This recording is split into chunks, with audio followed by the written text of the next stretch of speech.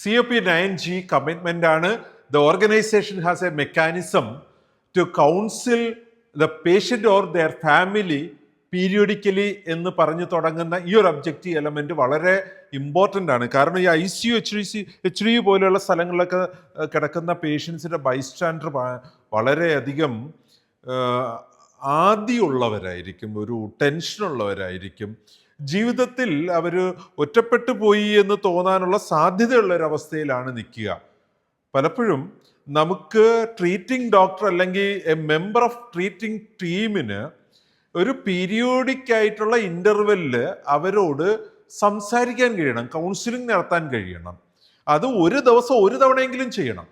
അങ്ങനെ ചെയ്യുമ്പോൾ തൊട്ടുമുമ്പ് സംസാരിച്ചതിൽ നിന്ന് ഇതുവരെ ഉള്ള സമയത്തിനിടയിൽ നടന്ന വളരെ പ്രധാനപ്പെട്ട കാര്യങ്ങൾ പറയാനായിട്ട് നമ്മൾ മനസ്സ് കാണിക്കണം, അവർക്കത് വ്യക്തത കൊടുക്കണം. നമ്മൾ എന്താണ് ഒരു ഔട്ട്കം പ്രതീക്ഷിക്കുന്നത്, ഇപ്പം നടന്നുകൊണ്ടിരിക്കുന്ന കൃത്യമായ സിഗ്നിഫിക്കൻ്റ് ആയിട്ടുള്ള ഈവൻസ് എക്സ്പ്ലെയിൻ ചെയ്യണം, എക്സ്പെക്റ്റഡ് ഔട്ട്കം എക്സ്പ്ലെയിൻ ചെയ്യണം.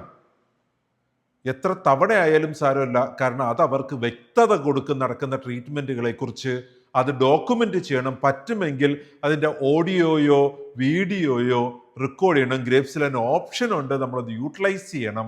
ഓക്കെ, ഓർക്കണേ, കരയുമ്പോൾ മാത്രമല്ല ചിരിക്കുമ്പോഴും നിഴൽ മാത്രം കൂടെയുള്ള മനുഷ്യരുണ്ടെന്ന്. സോ ചിരിക്കുമ്പോഴും കരയുമ്പോഴും അവരുടെ നിഴൽ മാത്രമല്ല, നമ്മൾ, നമ്മുടെ ഹോസ്പിറ്റൽ, നമ്മുടെ ഓർഗനൈസേഷൻ അവരുടെ ഒപ്പമുണ്ട് എന്ന് നമ്മൾ ബോധ്യപ്പെടുത്തേണ്ടത് നമ്മുടെ കമ്മിറ്റ്മെൻ്റ് ആണ്. COP9G.